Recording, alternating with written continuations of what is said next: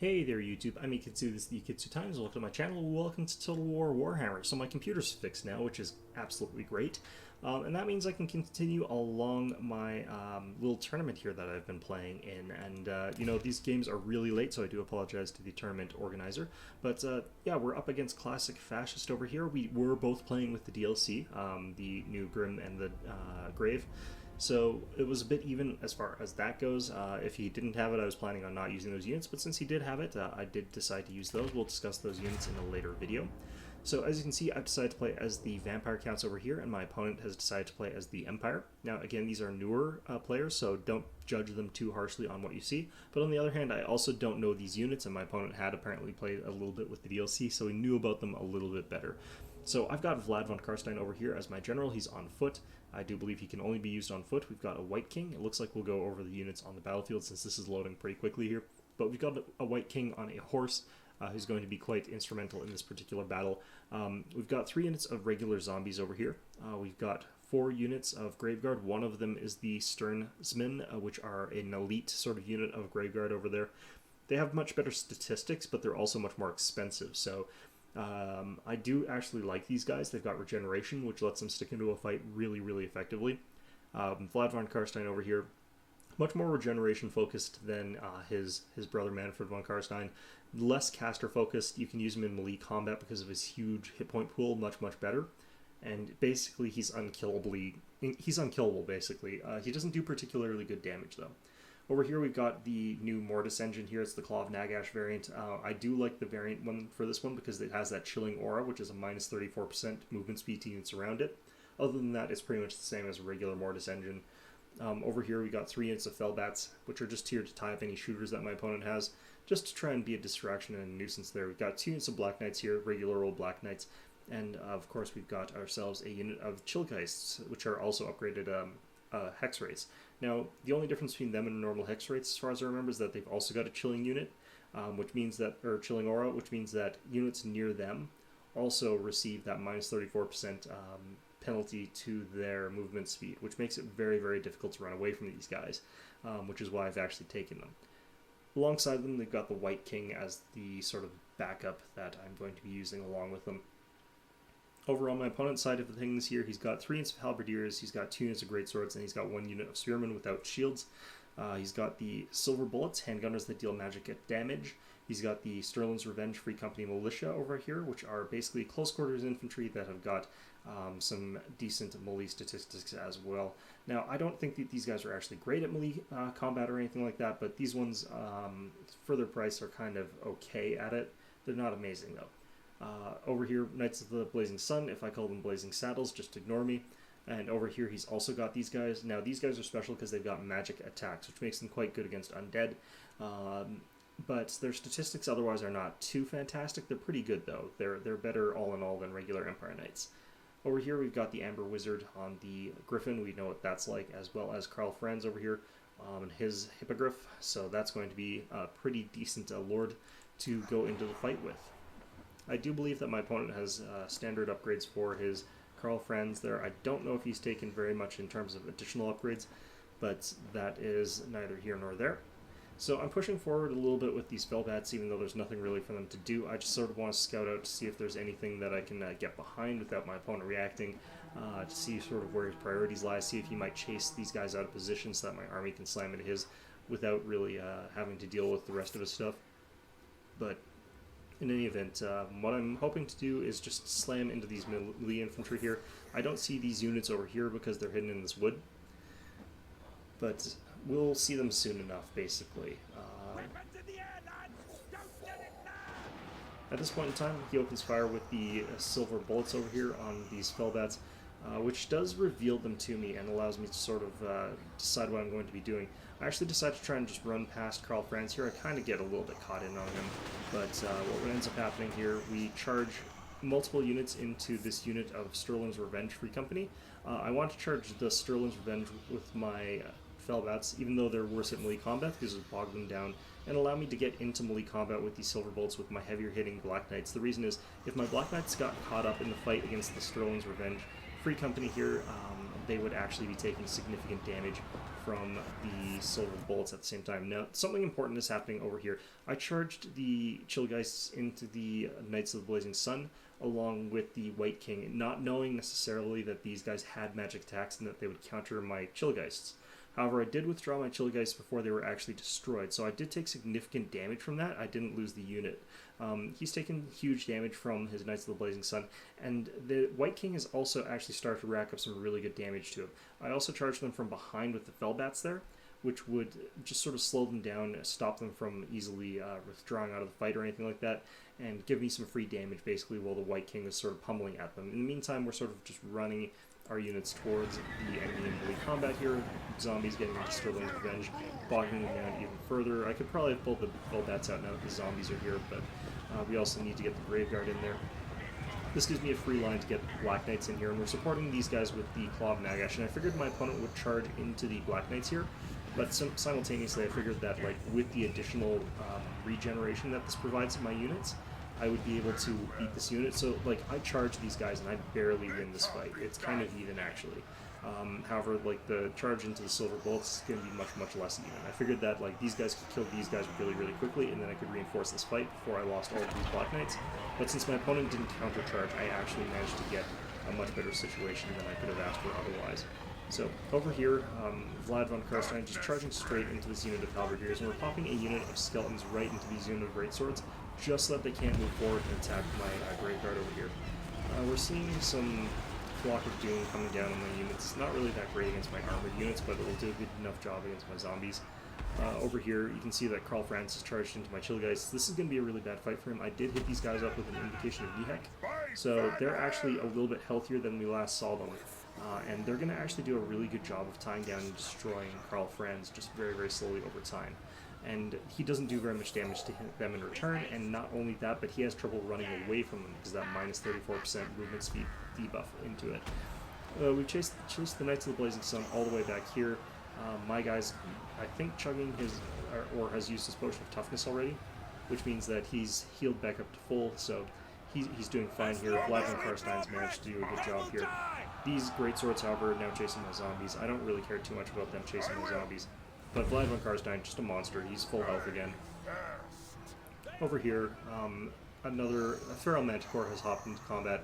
We're just using the Claw of Nagash for the auras here. We're not using this for its actual melee prowess, and it's actually not terrible in melee combat. It's kind of like, it's kind of crap in melee combat, but it's not, you know, we charge in here just because we might as well. The Feral Manticore is not going to do anything to it either, but it's mostly here because it's slowly regenerating our hit points on our Black Knights, as well as dealing a bit of AoE damage just for being there.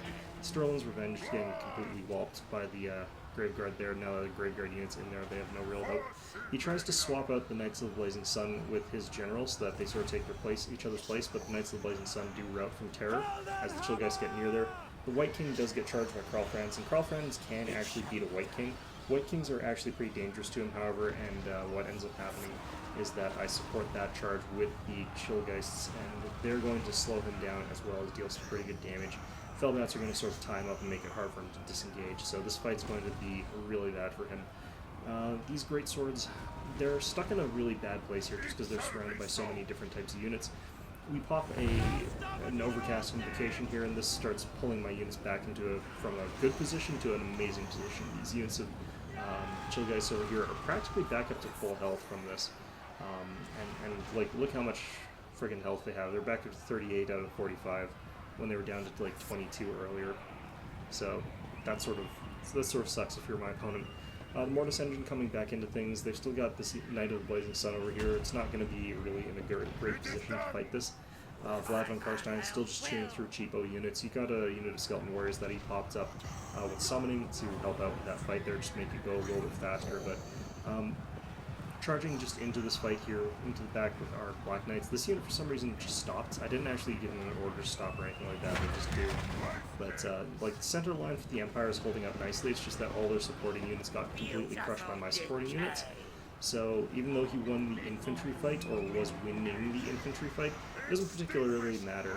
We're going to manage to win this regardless. So that is going to be our first game of the bracket. And that is the end of it. So it says it's pure victory, but what I ended up losing was mostly cannon fodder. We did lose one full unit of graveyard, however, which is a really big loss there. So, like, you know, you'll end up losing all these fell bats and these full units of zombies, and that sort of counts very, very heavily against you. But, like, I still had a ton of units left that he would have had to have killed. So Vlad von Karstein, like, the thing wasn't that he got a lot of kills, it's that he was literally impossible for my opponent to have killed here unless he focused down Karl Franz and the Amber Wizard and the Griffin onto him, and even then he probably would have gotten assistance from something and gotten out of that just about fine, especially if I was popping Invocations of Nihek on him, because I wouldn't need to pop them anywhere else if that was happening. The White King got quite a few kills considering he was fighting very heavy cavalry. He doesn't exactly have an armor-piercing attack or anything like that, so he's not hugely good against those sorts of units, but he will cleave through them slowly and steadily and not take much damage in return from them.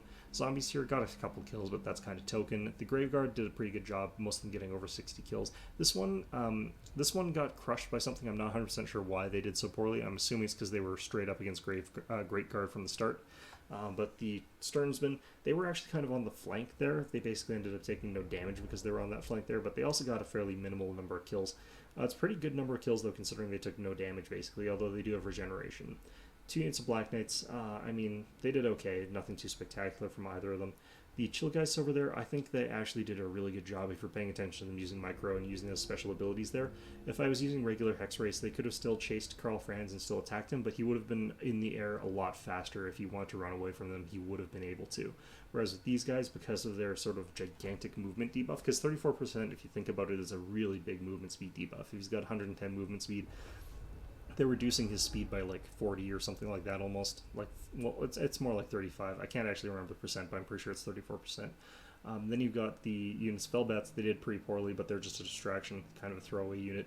The Claw of Nagash, I'm surprised I got 23 kills on the Mortis Engine there. I didn't think that it charging in would have gotten that much, but maybe I should actually use it a little bit more offensively for that. The Auras is what I took it for, and I think the Auras actually paid out quite nicely.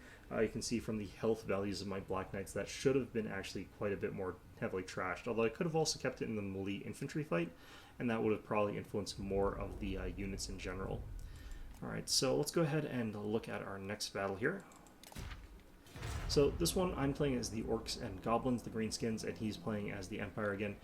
He's got Karl Franz, he's got 2 units of veteraned up shield spearmen, 2 units of halberds, 3 units of greatswords, 3 units of Free Company, 1 unit of Empire Knights, 1 unit of the Altdorf Demigryphs, or something like that, and the Great Cannon. And over here I've got Grimgor Ironhide, I've got the Orc Shaman, I've got 4 units of Orcs. We'll go ahead and pause this or slow it down at least. So I've got 3 units of Goblin Archers, the 4 units of regular Orc Boys, the Orc Shaman, Grimgor Ironhide, 6 units of Orc Biggins, 2 units of Orc Boarboy Biggins, 2 units of Goblin Wolf Riders, and they're going to be sort of heading along the flanks up there, trying to get behind these missile units. Free Company are theoretically better at melee combat than normal sort of gunner units, but they're not good enough that I can't just charge them with cavalry, even light cavalry that's cheap, like Goblin Wolf Riders, and I can expect pretty good things even doing that, just charging straight from the front. Cannon starts off firing at these Goblin Archers, but he does switch targets to the Orc Boarboy Biggins pretty quickly, so that is perfectly acceptable. Now, these guys are the correct target for him to be firing at with his cannons, so that is going to be a little bit rough for me there. Now, I am sort of moving my units back and forth over here. I don't necessarily want to charge in because he's got those Empire Knights kind of bodyguarding for his Free Company militia. I start moving my Goblin Archers so that they'll start firing at those units because there's no great reason for me to fire at these greatswords. Like, I can't kill them very, very easily with these Goblin Archers. I do get a lovely straightforward charge against him with these Warboy Biggins. He does move these guys back, and this is sort of a micro game where I'm trying to charge in from one side, trying to keep this threat alive and safe on this flank over here. So, like, I get a really nice charge off this. Like, I'm going to lose these units, but I get a really nice charge over here with this unit of Warboy Biggins into these Free Company.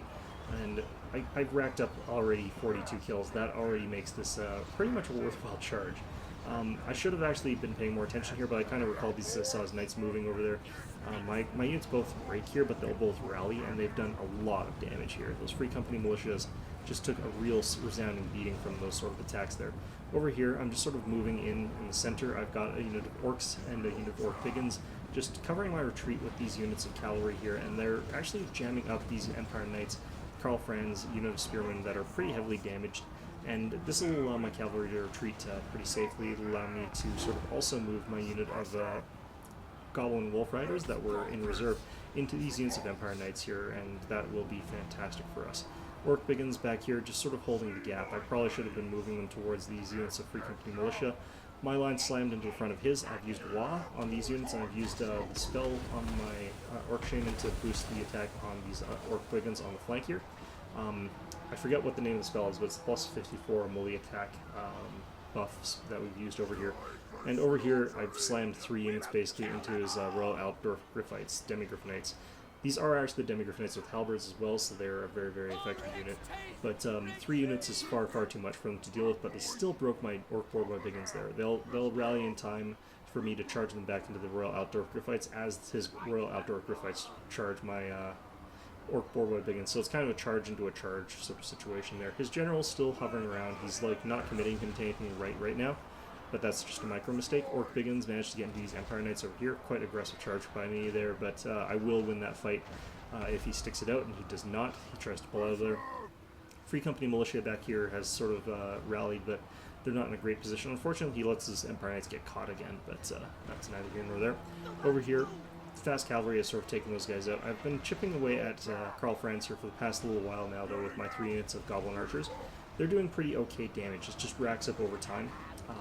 And a lot of the damage he's taken from other sources as well, but every time that he gets hit by one of those arrows, he takes at least 1 point of damage, so he's slowly but steadily taking damage from those Goblin Archers.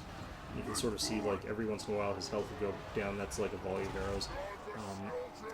Over here, like, Grimgor Ironhide is a monster. He's got 75 kills already. He's lost about a third of his health, but that's nothing compared to what he's done in terms of damage. He's basically holding down the center here while these guys all fight. Because of Wa, and because it's so much more powerful than other things like Hold the Line or whatever, my Orc Biggins have actually begun rolling up the lines of those greatswords, and you can see them all shattering at this point in time, and that actually ends the game. So yeah, like, because I used Wa, and because I used that other one along this flank over here, we ended up getting enough of a swing in melee attack bonus that my units were actually beating greatswords, even though I was only using Orc Biggins, because that bonus is just so substantial. So yeah, if you carefully use those abilities, and you've got Grimgor in there as well, who really chops their greatswords, he got a lot of greatsword kills, you can defeat units that are more expensive than your own. And that's what makes orcs really, really dangerous units. So, looking over our units here, we got one of our Orc boys here getting a lot of kills. Grimgor Ironhide getting 89 by himself there. Some of our Orc Biggins, none of them took too much damage. Like, a couple of them got pretty better, but they got 72 and 79 kills against things like greatswords. Like, that's such a good trade. Goblin Archers were mostly ending up shooting at Karl Franz, although they got some kills against the Free Company. Goblin Wolf Riders did a fantastic job of what they were supposed to be doing, just harassing the ranged troops. Even though these guys are supposed to be solid melee troops, they're not good enough to defeat things like Goblin Wolf Riders if they get around behind them and start just trashing them. So if they get cavalry charged and then cavalry charged again, if you sort of cycle in and out like that, or if you get 2 units to do it consecutively, you can take these guys out without spending more than them. These are 500 point units. My guys are like 300 point units. The Orc Boar Boy Biggin, of course, got a charge straight into the front of 3 of them, but like, I don't know if that actually was really more meaningful than if I had charged 1 unit of Goblin Wolf Riders into 1 unit of these guys. So it's hard to say how that compares, but that was a pretty good charge there. Orc Boar Boy Biggin's getting 66 kills off the back of that. The other ones fighting the Demigriff Knights only got 6 kills, but backed up by the Orc Biggins, they managed to tear apart that unit pretty effectively. From my opponent's side of things, no units really stand out as being exemplary. One of his halberd units got 46 kills, which is pretty good, and one of his greatsword unit got 43, which is pretty okay. These Demigriffs only got 34 kills, but they basically wiped out an entire cavalry unit along with the cannon.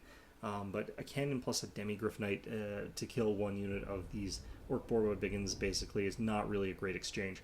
So, you know, I think part of it is, of course, that the army broke way too early for them to have done their work, but the Free Company, disappointing results from them, one of the halberds and one of the sword spearmen, particularly disappointing results, but those 2 are probably a bit anomalous or something like that. But yeah, I'm not sure I believe the Free Company are a great unit. Going to be interesting to see how people end up using them if they do. But anyway, I hope you found this video enjoyable. That's a 2-0 victory for me against Classic Fascist. I move on to the next round, hopefully. We'll see, because I'm really late with these videos and with these matches. But anyway, I hope you found this video enjoyable, and of course, as always, I hope to see you all next time.